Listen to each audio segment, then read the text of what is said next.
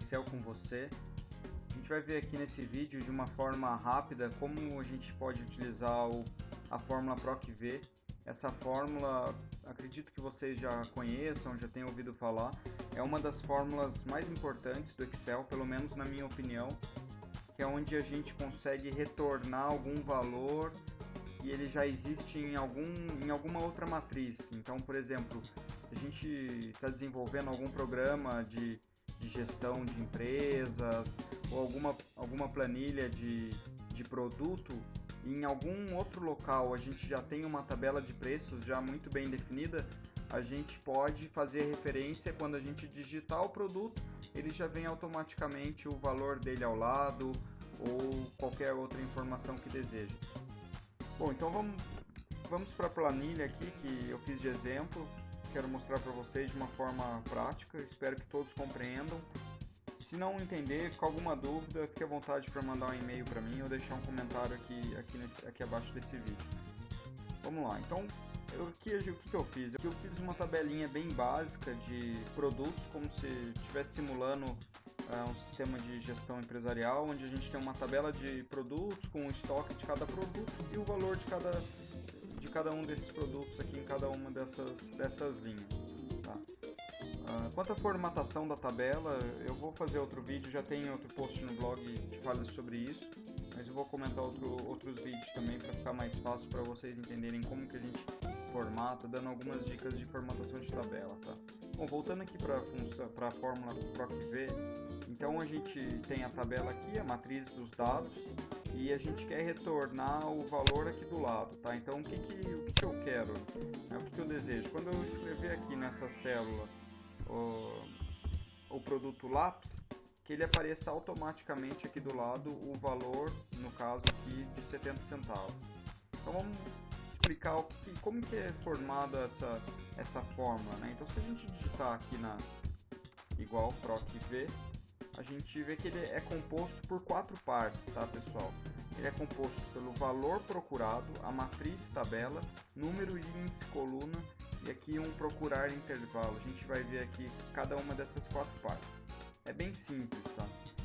A primeira parte, o valor procurado, é onde a gente vai buscar o produto, tá? Na verdade, é o termo de busca do produto.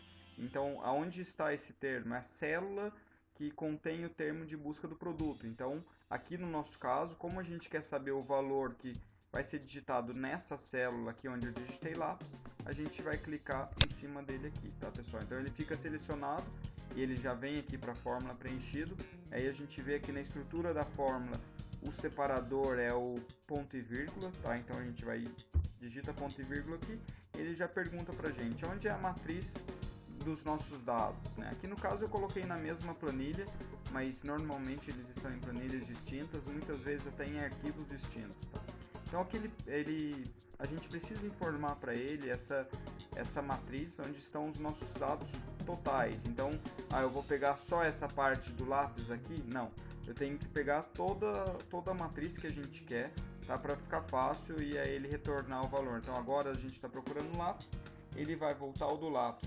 Mas a hora que a gente procurar caneta ou borracha, ele vai retornar algum desses dois, tá, pessoal?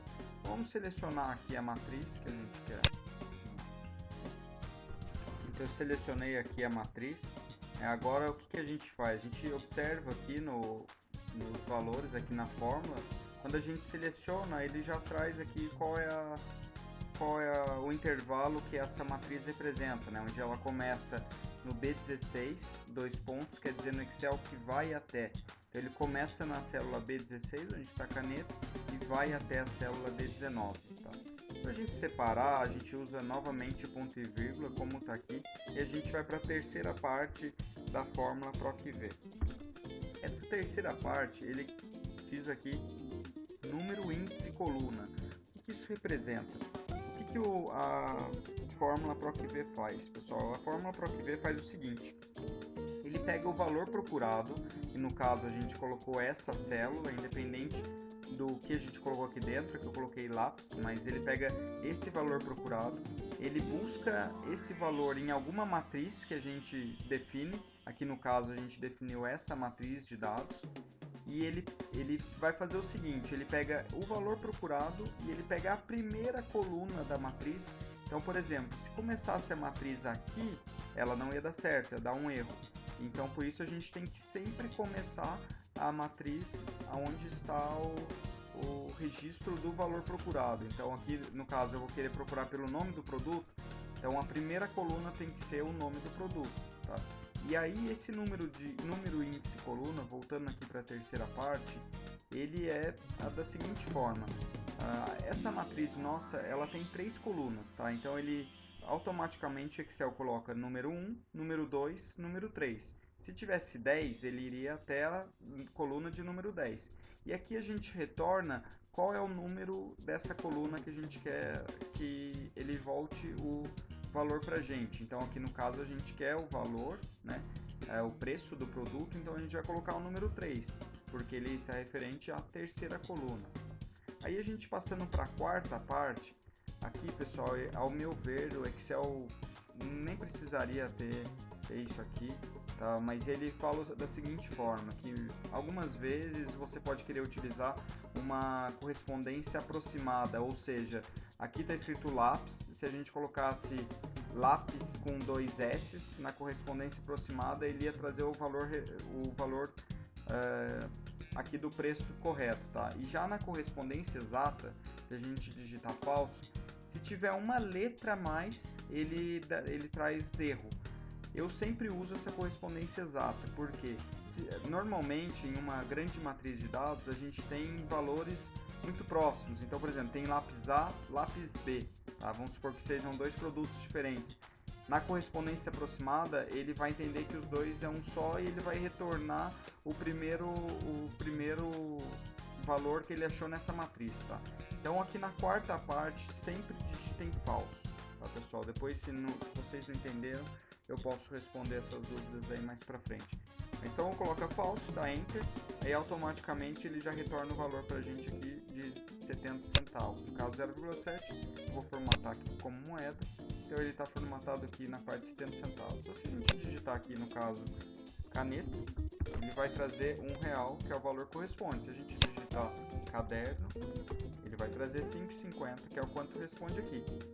E aí vocês podem me perguntar, mas e se digitar um valor, um produto que não está na tabela? Vamos ver o que acontece? Então, por exemplo, vou colocar caderno, esse produto não está na tabela.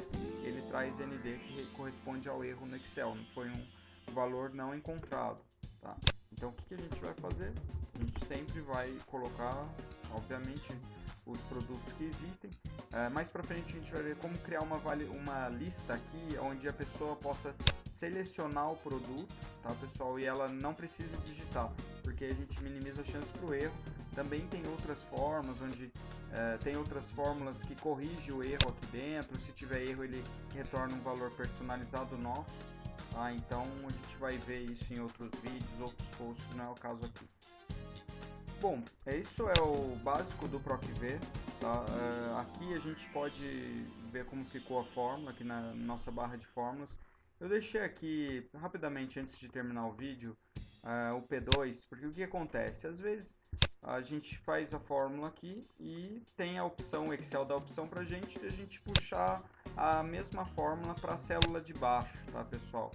Só que a gente tem que tomar muito cuidado com isso, porque o que acontece? Quando a gente puxa para a célula de baixo, normalmente o Excel ele pega toda essa referência de fórmula que a gente criou aqui e ele joga para baixo, inclusive ele reajusta essas células que a gente identificou aqui. Então, por exemplo, onde aqui ele estava se referindo ao P1, na de baixo ele vai se referir ao P2. Só que ele também move a matriz para baixo. Então, se a gente clicar aqui, a gente vê que a matriz ela está indo da B17 até a D20.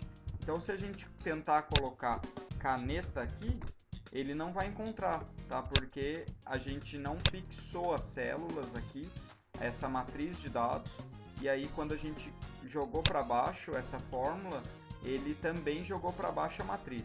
Para corrigir isso, a gente tem que utilizar um recurso do Excel que é o cifrão, né? Esse símbolo aqui, tá, pessoal? Ele é muito importante, é muito utilizado quando a gente está trabalhando com grande volume de dados, e aí a gente consegue, com várias fórmulas, várias linhas, a gente consegue fazer isso de uma forma mais automatizada. A gente faz em uma célula, a gente coloca a inteligência onde vai ter que fixar e replica essa para as outras linhas ou outras colunas também, tá? Então aqui, nesse caso, o que esse cifrão ele se refere, tá? Aí ele se refere a fixar alguma linha ou coluna aqui da célula, então, né? Então, no caso, como a gente não quer que a matriz desloque para baixo, a gente vai fixar tanto a coluna B quanto a linha 16, e também na outra ponta da matriz a gente vai fixar a coluna D e a linha 19. Aí agora, se a gente puxar a fórmula para baixo, o Excel ele fixou a matriz, e com isso a gente atingiu o resultado esperado, onde ele trouxe o valor 1 aqui quando a gente colocou a caneta. Se colocar a borracha, ele vai retornar tudo perfeito aqui pra gente. Pessoal, esse recurso do cifrão de fixar a célula, eu acho que pode ser interessante, mas eu fico no aguardo aí do comentário de vocês. Se vocês acharem necessário, eu faço um outro vídeo dando outros exemplos, posso passar algum exercício para a gente treinar bastante de fixar a célula, que eu acredito que pode ser muito importante para algumas pessoas aí no trabalho, na faculdade ou em alguma entrevista de emprego. Agradeço pela atenção nesse vídeo, espero poder ter ajudado. Fico no aguardo do seu comentário no nosso blog, pode mandar por e-mail ou na nossa fanpage também. Muito obrigado, até a próxima.